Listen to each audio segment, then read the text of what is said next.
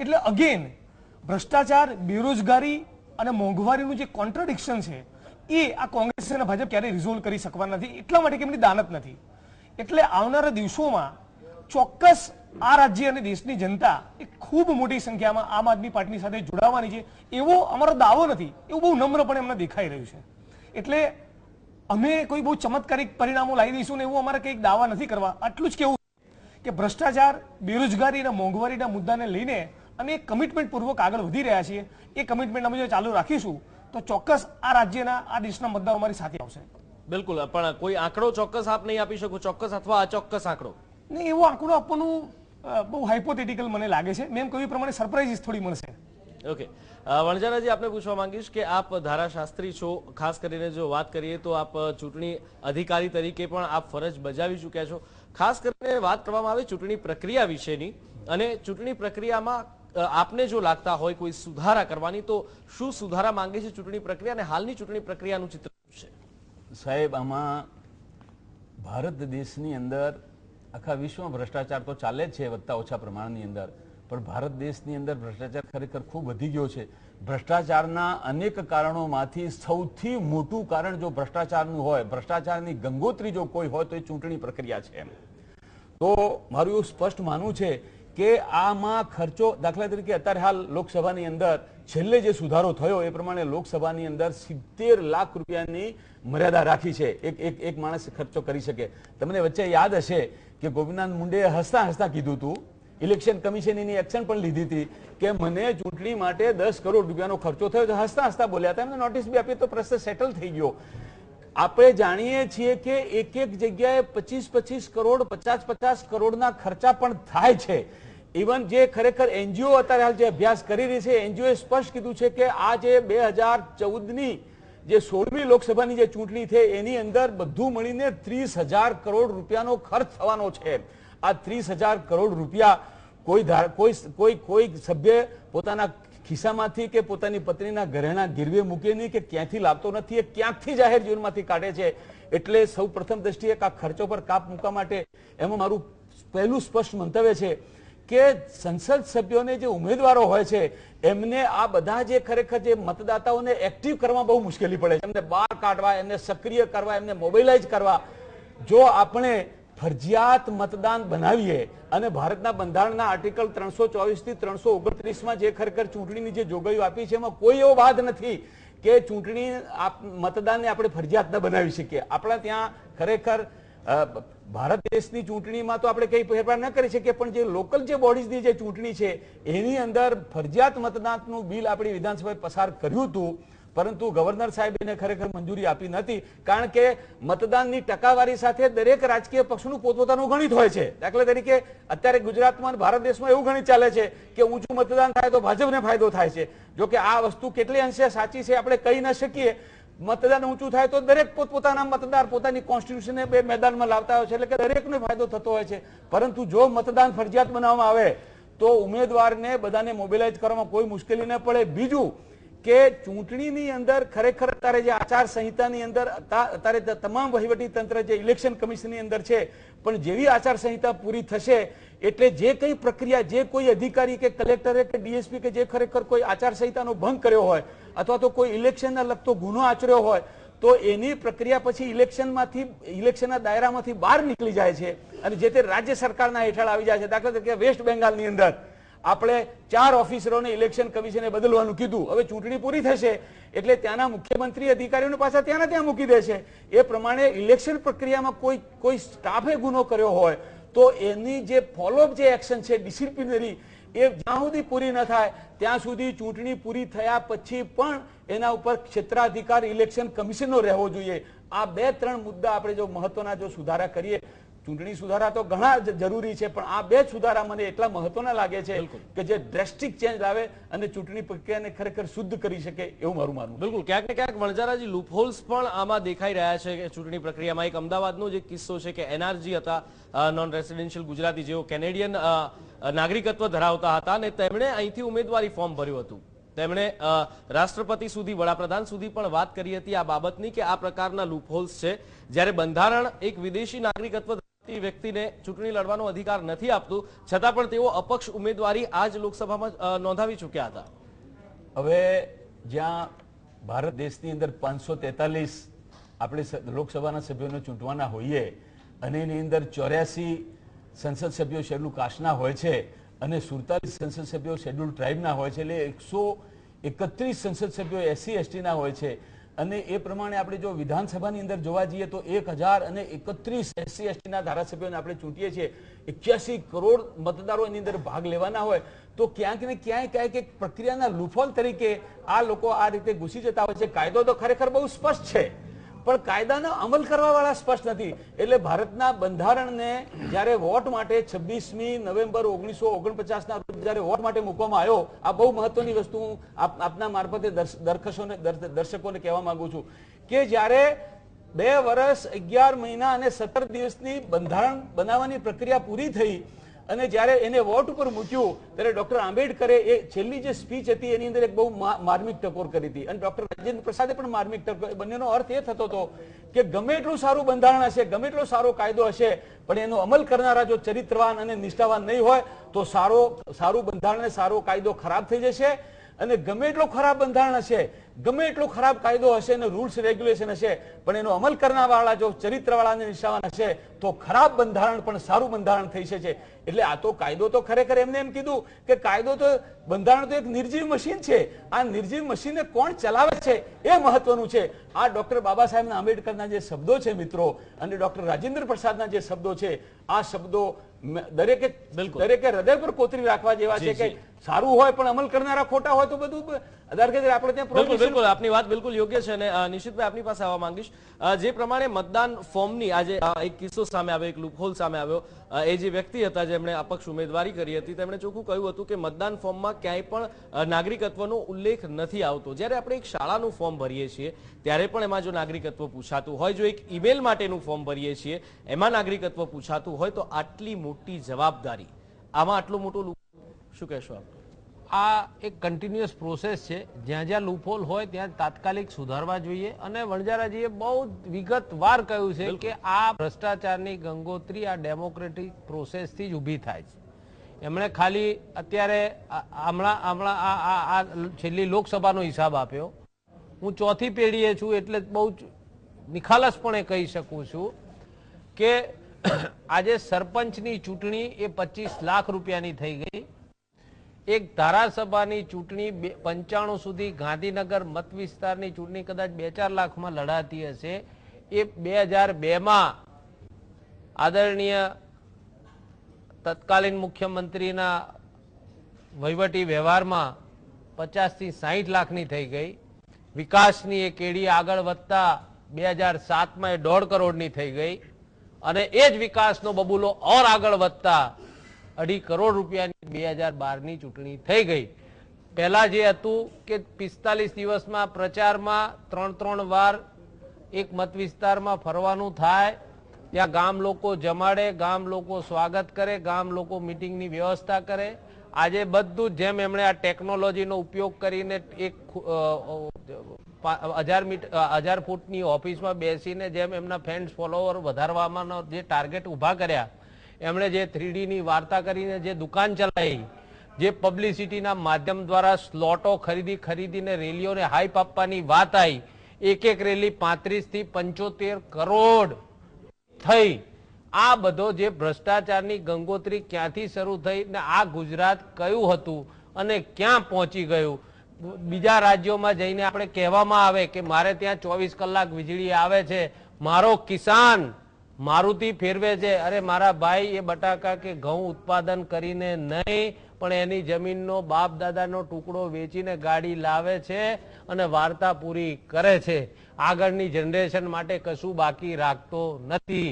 24 કલાકની વીજળીની વાતો કરવી. હવે ખરેખર આ લોકોની એકાઉન્ટેબિલિટી હોવી જોઈએ, આ નેતાઓની. આ જે નેતાઓ હોય એના વિસ્તારમાં કેટલી વાર ગયા, આ મતદાર જો જાગૃત હોય તો હવે આ એકાઉન્ટેબિલિટી રાખવી જોઈએ. હું માનું છું, હું એ સાથે સંમત છું કે એક ફરજિયાત મતદાન હોવું જોઈએ, પણ સામે નેતાઓની પણ એકાઉન્ટેબિલિટી, ક્રેડિબિલિટી ચેક કરતા રહેવું જોઈએ કે આવા બોલ બચ્ચનગીરી એ કરતા હોય, સુરતમાં જઈને પછી કોઈ પણ 40,000 પક્ષનો કરોડ, નેતા હોય. માણસામાં જઈને 15,000 કરોડ, ત્યાં ગરીબ મેળાની વાતો કરે ને ત્યાં લાભાર્થી હોય, એમના વિધાનસભાના સ્પીકર, માજી સ્પીકર એના લાભાર્થી હોય. શૌચાલયની વાત કરે, અત્યારે કે ગરીબ મેળા કર્યા ને મેં રોજગારી મેળા કર્યા. રોજગારી મેળામાં તો પેલા ભાઈને 2012માં કોઈક જગ્યાએ પ્રાઇવેટ કંપનીમાં નોકરી મળી હોય એટલે ઇન્ડેક્સ બી વાળાએ લિસ્ટ આપ્યું હોય કે છેલ્લા 2 વર્ષમાં તમે કેટલા નોકરી આપી એનું લિસ્ટ આપો. એ કેન્ડિડેટને ત્યાં હાજર રાખો, ત્યાં હાજર થઈ જાય, પછી તમને કાગળ આપે કે તમને મેં રોજગારી આપી. જો એમણે રોજગારી આપી હોય તો કલ્યાણસિંહ જેવા સપૂતો ક્યાંથી પેદા થાય કે જ્યાં ખાલી 800 તલાટીઓને લેવાના હોય અને ત્યાં 12 લાખ સંખ્યા હાજર રહે પરીક્ષા આપવા માટે.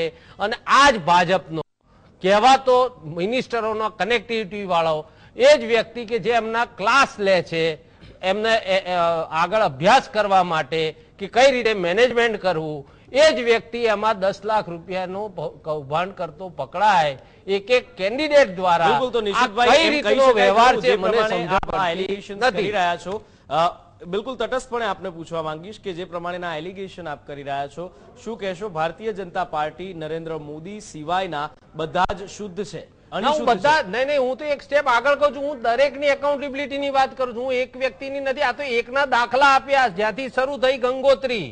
હું ગંગોત્રીની શરૂઆતના દાખલા આપું છું કે 95માં હતું, 97માં આ થયું, 2002માં આ થયું, 2007માં અને 2012માં ગંગોત્રી હાલ મને લાગે છે કે આમાં કેવું હોય છે, પહેલાના નેતા, હજી તમને સમજાવું, જી. પહેલાના નેતા આર વગરના ખાદીના કપડા હાથે વણેલા પહેરતા હતા.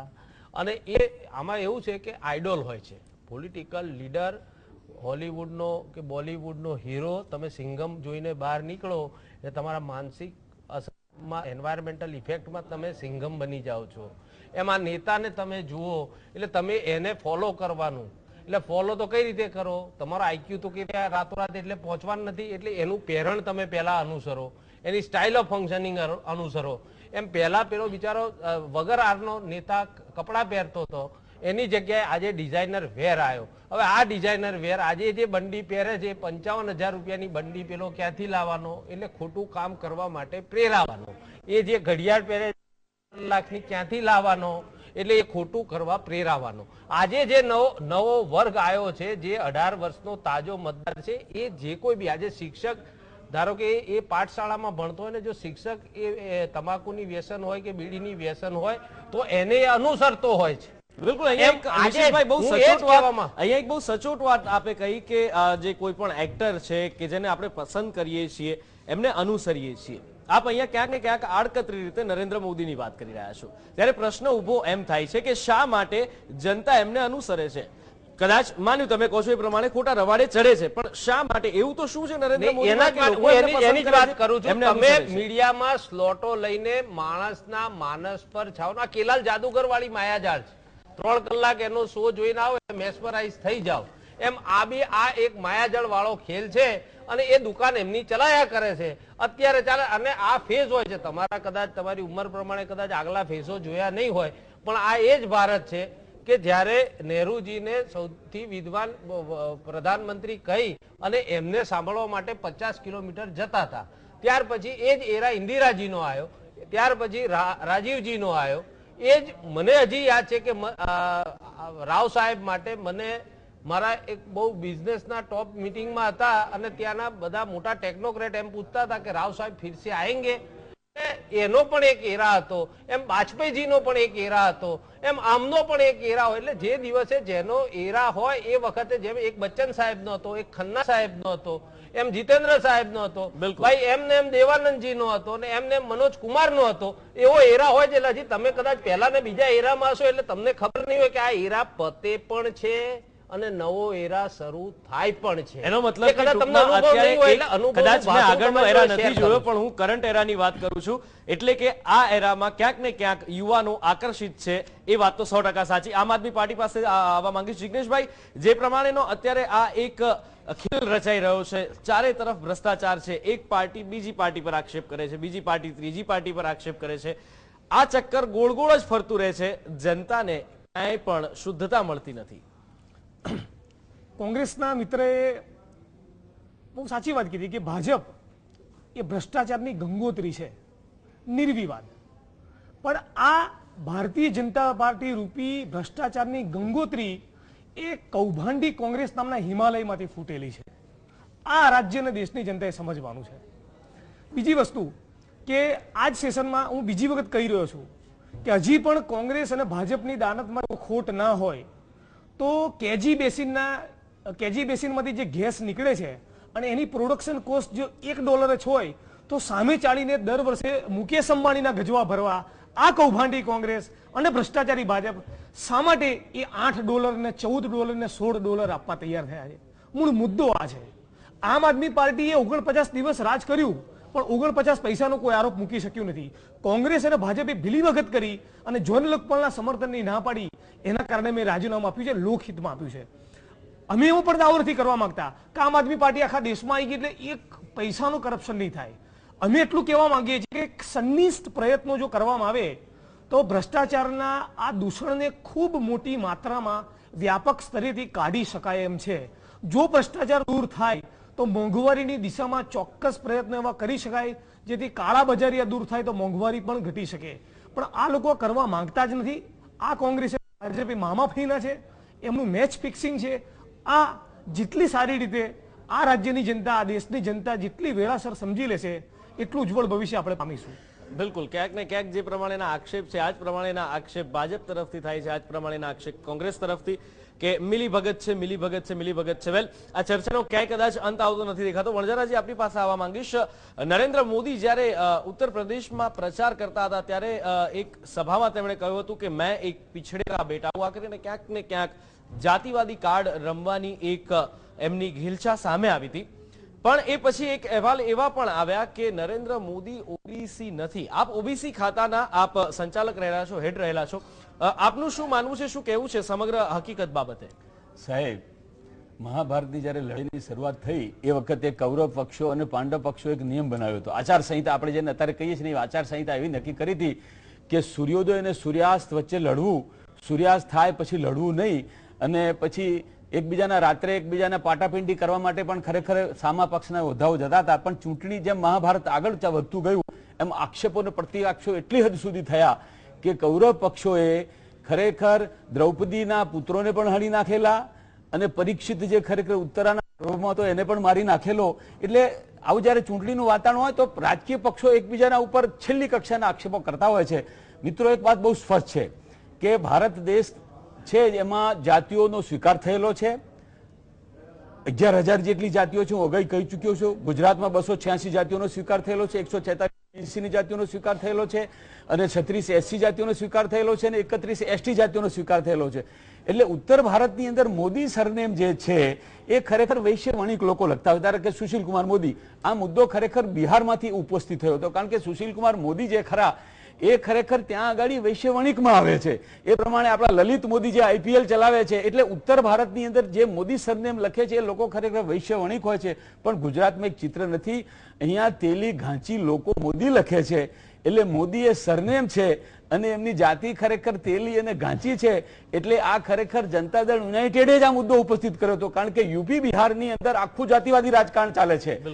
Nitish Kumar OBC, Lalu Prasad OBC, Mulayam Singh Yadav OBC, Mayawati schedule caste, એટલે આખું SC ST OBC ની આજુબાજુ રાજકારણ ચાલે છે. એટલે મોદીનો ત્યાં પ્રભાવ વધતો હોય એને અટકાવવા માટે લોકો એવું પણ કહેતા હોય કે ભાઈ આ ઓબીસી નથી, પણ એ વાત ખરેખર ખોટી છે. આ સ્વયંસિદ્ધ હકીકત છે કે ગુજરાતની અંદર મોદી એ ખરેખર તેલી અને ઘાંચી હોય છે. એટલે આ ખરેખર એક બહુ હાસ્યાસ્પદ મુદ્દો છે. આ વસ્તુમાં કોઈ દમ નથી. ના, મુદ્દો એટલો છે કે નરેન્દ્ર મોદીએ સામે ચાલીને ઓબીસી કાર્ડ કેમ પ્લે કરવું પડ્યું? જો ખરેખર ગુજરાતમાં એક વિકાસની જે વિકાસના મોડેલની વાત કરે છે, જો ખરેખર એવો ઇન્ક્લુઝિવ સર્વસમાવેશક વિકાસ થયો હોય તો યુપીમાં જઈને એમને કેમ એવું કહેવું પડ્યું કે હું ઓબીસી છું? અમિત શાહે યુપીમાં જઈને કેમ એવું કહેવું પડ્યું કે નરેન્દ્રભાઈ ઓબીસી છે? કેરળમાં જઈને નરેન્દ્ર મોદીએ કેમ એવું સ્ટેટમેન્ટ આપવું પડ્યું કે હું અનટચેબિલિટીનો ભોગ બનેલો છું? મૂળ મુદ્દો એટલો છે કે યુપી એ આઈડેન્ટિટી પોલિટિક્સનો ગઢ છે અને ત્યાં અહીંયા જે વિકાસની જે મોટી મોટી વાતો કરે છે એ કોઈ પણ સંજોગોમાં ચાલી શકે એમ નથી, એવું એમને રિયલાઇઝેશન થયું. એટલા માટે ઓબીસી કાર્ડ પ્લે કરી રહ્યા છે. બિલકુલ, ક્યાંક ને ક્યાંક કેજરીવાલને પણ આ જ રિયલાઇઝ થયું છે. એટલે જ મુસ્લિમ ધર્મગુરુઓ સાથે મીટિંગો કરવામાં આવી, ત્યારબાદ ટોપી પર પણ ઉર્દુ ભાષામાં લખવામાં આવ્યું. ના, અમે તો માનીએ છીએ કે અમને કોઈ પણ ધર્મ કે કોઈ પણ જાતિની સાથે વાંધો વિરોધ છે જ નહીં. અમે જાતિ અને ધર્મના આધારે રાજનીતિ જ નથી કરતા. નરેન્દ્ર મોદીએ સદભાવનાના કાર્યક્રમો ટોપીના મુદ્દે શું કર્યું એ આખો દેશ જોઈ રહ્યા છે. પણ ઓબીસી વાળી વાતમાં બીજી એક વાત ખાસ કહેવાની ઉમેર્યું કે Gujarat agriculture land selling act, Gujarat ખેત જમીન ટોચ મર્યાદા ધારા નીચે ઓબીસી, દલિતો અને આદિવાસીઓને આપવાની થતી ઓછામાં ઓછી કહું છું 10 લાખ એકર જમીન કોંગ્રેસ અને ભાજપે છેલ્લા 60 વર્ષમાં નથી આપી. અને હવે તો નરેન્દ્ર મોદી સરકાર આ ઓબીસી, દલિત અને આદિવાસીની જમીનો એ અદાણી, અંબાણીને એસઆરને પધરાઈ રહ્યા છે. આ મૂળ મુદ્દો છે. બિલકુલ, ક્યાંક ને ક્યાંક જે પ્રમાણે જાતિવાદી રાજકારણ થાય છે, ધર્મવાદી રાજકારણ, બહુ દુર્ભાગ્યપૂર્ણ બાબત છે આ દેશમાં. આશા રાખીએ કે વહેલામાં વહેલી તકે આ રાજકારણ પૂર્ણ થાય, એક શુદ્ધ રાજનીતિ થાય. પણ આ વખતની નિશિતભાઈ જો ચૂંટણીની વાત કરીએ તો સૌથી વધુ વાણીવિલાસ આ વખતની ચૂંટણીમાં થયો છે. આક્ષેપબાજી, આક્ષેપ પ્રત્યાક્ષેપ નામ લઈને એમની તાસીર ઉપર અથવા તો અંગત જિંદગી ઉપર સૌથી વધુ થયા છે. શું લાગે છે આ કેટલી હદે યોગ્ય છે? આ સમય બદલાયો છે, સોસાયટીના મોરલો બદલાયા છે. આજ તમે તમારે મારા હિસાબે તમારો જન્મ 1980ના આસપાસ થયો હશે. બિલકુલ. આ તો મારા વડીલ છે, એમને જેટલો અનુભવ હશે એટલી મારી કદાચ ઉંમર હશે. પણ હું 1980ના એરામાં પણ આ જાહેર જીવનના બહુ સમીપ હતો, કારણ કે મારી આગલી પેઢી પણ એમાં હતી. એ વખતના એરામાં કોંગ્રેસની વાત કરીએ કે તે વખતે કોંગ્રેસ જ મોટો એક ઓનલી વિમલ જેવો કેસ હતો, એટલે બીજો કોઈ પક્ષ હતો નહીં ને સ્વતંત્ર પક્ષ એક નવું ગમે ત્યાં 4-5 ભેગા થઈને કરતા હતા. કોંગ્રેસ પક્ષમાં રતુભાઈ અદાણીજી, સન્માનનીય હિતેન્દ્રભાઈ દેસાઈ સાહેબ, આદરણીય માધવસિંહજી, આદરણીય પ્રબોધભાઈ રાવલ સાહેબ અને આ બધા મુરબ્બીઓ હતા. એક પેલો વર્ગ જતો હતો અને આ બીજો વર્ગ ટેક ઓવર કરતો હતો. એ વખતે કઈ માધવસિંહજી અને પ્રબોધ રાવલજીની કઈ ઉંમર 65 કે 75 નથી, પણ એ બી આ 40-45ના એરામાં હતા. પેલા જાય તો આમની જગા થાય, એ કંઈક આગા પાછા થાય તો આમનું બેઠક આવે, પણ એ પ્રક્રિયા એક અલગ પ્રક્રિયા હતી. પણ એમના ક્યારે પણ વ્યવહાર કે વર્તન એવો નતો રહ્યો કે નાનો કાર્યકર જોઈ શકે કે આ બેની વચ્ચે મોટી તફાવત છે અને આ એમને ધક્કો મારવા બેઠા છે અને પેલા દિવાલના એજ પર ઉભા છે, એવું ક્યારે વાતાવરણ થયું નતું. એના કરતા પણ હું આગળ કહું કે એમના સંબંધોના સ્પંદનો એટલા રહ્યા કે આજે કદાચ એ વડીલોની હયાતી હશે કે નહીં હોય, પણ એ વખતના એરાના એમના પરિવારના આજે એમની બીજી ને ત્રીજી પેઢી જોડેના સંબંધ છે. એની સામે આજે જે પરિસ્થિતિનું નિર્માણ થયું કે જે એમને આંગળી પકડીને લાયા, જેમણે એમને એસ્ટાબ્લિશ કર્યા, જ્યારે જ્યારે જરૂર પડી એટલા ધક્કો મારતા ગયા અને ધક્કા તો એવા માર્યા કે પક્ષમાંથી નહીં, હું એ જ કહું છું. એટલે તમે નથી સમજ, થોડો સમય લાગશે તમે સમજતા. પણ એમણે છેલ્લે અડવાણીજી જે અહીંના ઉમેદવાર છે એમણે કેવું પડ્યું કે ભાઈ મને અહીંથી મુક્ત કરો, કારણ કે એમને ભીતિ આવી ગઈ. બિલકુલ વાત છે, સભાઓ જ્યારે ગજવતા હોય છે ત્યારે એકબીજા નેતાઓ ઉપર આક્ષેપ પ્રત્યાક્ષેપની આ બાબતે એટલે એ આ જ એરામાં એમણે શરૂ કર્યું ને આ છેલ્લા દાયકામાં જ આ છેલ્લી કક્ષાનો વ્યવહાર ને વહીવટ થયો. અને વાણી વિલાસ જે છે એમણે જ અમારા પ્રધાનમંત્રી પદના ઉમેદવાર પણ વિશેષ વ્યક્તિ કહી શકાય કે જે ત્યાગની દેવી કહેવાય. એના માટે 2004માં પણ કયા શબ્દો વાપર્યા, 2009માં પણ કયા શબ્દો વાપર્યા અને 2014માં પણ કયા શબ્દો વાપરે છે, એ આ પબ્લિક છે બધું જાણે છે. અહીંયા પ્રશ્ન નિશિતભાઈ, પ્રશ્ન એ થાય કે રાહુલ ગાંધીએ કયું કલ્ચર જોયું છે એ નથી સમજાતું. કારણ કે એક તરફ રાહુલ ગાંધી આજથી 15 દિવસ પહેલા એવું કહેતા હતા કે આપણે ડાયરેક્ટ પ્રહાર કોઈ પણ વ્યક્તિનું નામ લઈને અથવા તો નરેન્દ્ર મોદી ઉપર સીધો પ્રહાર નહીં કરો, પરંતુ અઠવાડિયા પહેલા તમે પણ સંસ્કારી છો, તમે પણ સંસ્કારી છો, આખું ચિત્ર બદલાઈ ગયું. નરેન્દ્ર મોદીના અંગત જીવન, પત્નીના જીવનને લઈને પણ ટિપ્પણી કરેલી, નિમ્ન કક્ષાના આક્ષેપો કરીશ તો હું પણ એક માણસ છું. એક માણસને પોતાના પણ જમીર હોય. આ કદાચ એ પોતાના પર આક્ષેપ આવ્યા હોત ત્યાં સુધી બેસી રહે, પણ પોતાના પરિવારમાં પોતાની બેન, પોતાની મા માટે કોઈ કે ક્યાં સુધી આ ભજન મંડળી ચલાવે? આ જે કક્ષા પર લઈ જવા માંગે છે, જે કહે છે એને તમે કહી શકતા નથી. બિલકુલ, એટલે કે જેવા સાથે તેવાની નીતિ. ગાંધીજીના નિયમો કોંગ્રેસ પાર્ટી ભૂલી ગઈ. કોંગ્રેસ પાર્ટી જ ગાંધીજીના નિયમો ભૂલી ગઈ. એક લાફાની સામે બીજો ગાલ કદાચ કહી શકાય. અમે અતીત નથી, ગાંધી ફિલોસોફી ભવિષ્ય પણ છે. આ ટેગલાઈન 2005માં પણ ગાંધી યાત્રા કાઢી ત્યારે હતી, કદાચ તમારા વાંચનમાં નહીં આવ્યો. ત્યારે કદાચ તમે આ ક્ષેત્રમાં નહીં, નહીં આ જે પ્રમાણે એટલે આપણે તમારું કહ્યું કે content કોઈ ને પ્રહાર vision કરે નહીં તો હોય. સામે પ્રહાર. વેલ, ચર્ચા આપણે ઘણી બધી કરી શકીએ એમ છે, પણ સમયનો અભાવ છે. કેજી વણજારાજી, નિશિતભાઈ વ્યાસ અને જિગ્નેશભાઈ મેવાણી, આપ ત્રણેય આ ચર્ચામાં અમારી સાથે જોડાયા એ બદલ આપનો ખૂબ ખૂબ આભાર. તો દર્શક મિત્રો, જે પ્રમાણેની આજે એક જીએસટીવી દ્વારા રજૂઆત કરવામાં આવી હતી, જીએસટીવી દ્વારા સતત આપની સામે દેશની જે ચૂંટણી થઈ, 7મા તબક્કાની ચૂંટણી થઈ, એનું સતત તાસીર અને તસવીર આપની સામે રજૂ કરવામાં આવી હતી. હવે જતા જતા જોઈએ કે જે યંગસ્ટર્સ છે, જે યુવાનો છે, પ્રથમ વખત જેમણે મતદાન કર્યું છે, કેવો રહ્યો તેમનો મિજાજ. જતા જતા જોઈએ યુવાઓનો, પ્રથમ વખત મતદાન કરવા વાળાઓનો મિજાજ. લોકસભાની ચૂંટણીમાં મતદારોનો આ વખતે અનેરો ઉત્સાહ જોવા મળ્યો છે, પરંતુ આ ઉત્સાહમાં આ વખતે ફર્સ્ટ ટાઈમ વોટિંગ કરનાર લગભગ 18 વર્ષ પછી પહેલી વખત લોકસભાની ચૂંટણીમાં મતદારો શું ઈચ્છે છે, એમના સ્વપ્નનું ભારત શું છે, કેવી સરકાર ગમે છે, ચાલો જાણીએ શું કહે છે પહેલી વખત મતદાતાઓ. કેવું ભારત ચાલે? એકદમ સારું જાણું છું અને it is our right to vote. હું કમ્પ્લેન કરવામાં નથી માંગતી, હું વોટ છું and I want Narendra Modi to be PM. તમારા સ્વપ્નનું ભારત શું છે? નરેન્દ્ર મોદી આટલું વિકાસ કરે છે, હું ઈચ્છું છું કે કરપ્શન ઓછું કરીને વિકાસને વધારે કરે ને અમારી જેટલી ઈચ્છાઓ છે એ બધી પૂરી કરે. It is our right to vote everyone and અમે એવું ઈચ્છીએ કે આવા વર્ષોમાં અમે અમારું ભારત બહુ સારી રીતના જોવા માંગીએ છીએ, તો we want Narendra Modi to be the next PM. Narendra Modi પાસે તમારી પહેલી અપેક્ષા શું છે? Corruption should be deleted. Corruption ના હોવું જોઈએ. તમારી નરેન્દ્ર મોદી પાસે પીએમ બન્યા પછી પહેલી અપેક્ષા શું? બેકારી દૂર થવી જોઈએ. આટલું યુથ છે પણ બેકારી છે અત્યારે. કરપ્શન દૂર થવું જોઈએ અને જે ફ્યુચર શું કહેવાય યુએસએ વાળા અહીંયાના વિઝા માટે લાઈન લગાવવા જોઈએ. તમારા સ્વપ્ન ભારત શું છે? કરપ્શન ફ્રી ઇન્ડિયા અને બધાને ઇક્વલ રાઇટ્સ મળે એ રીતનું. કોઈ સ્પેસિફિક તમારી ડિઝાયર કે નવા વડાપ્રધાન બન્યા પછી ભારતમાં ઇક્વલ રાઇટ્સ ટુ એવરીવન, બધી કેટેગરીના લોકો. તમે પહેલી વાર મતદાન કર્યું, તમે હા. તમારી ઈચ્છા શું છે? બસ કરપ્શન દૂર થઈ જાય ઇન્ડિયામાંથી, ગરીબી બેકારી દૂર થઈ જાય અને બધાને પોતાના રાઇટ્સ મળે. નવા મતદારોમાં એક સાથે એવો મત વ્યક્ત કરવામાં આવ્યો છે કે ભ્રષ્ટાચાર મુક્ત ભારત.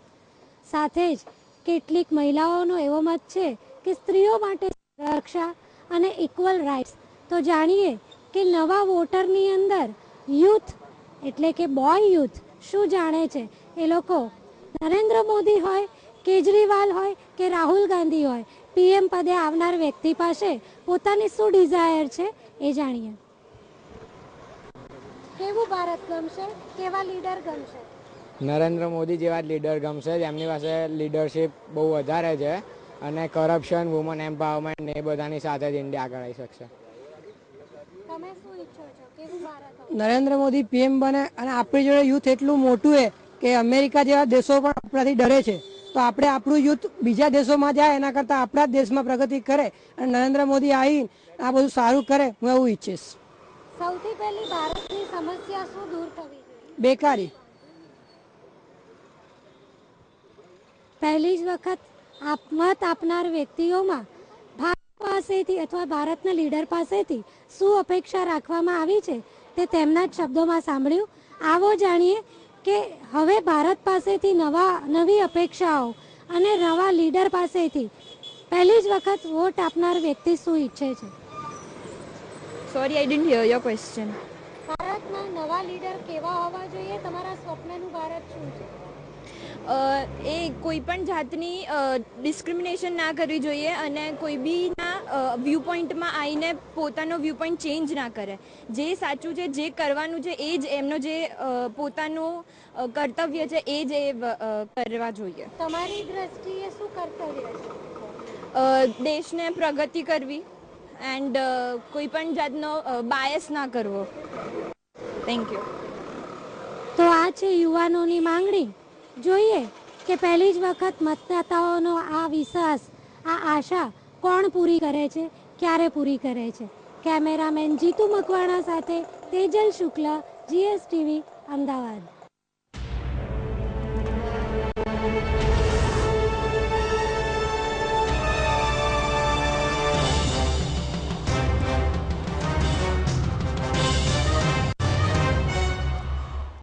દરેક દિશામાં આગળ વધવા એક કદમ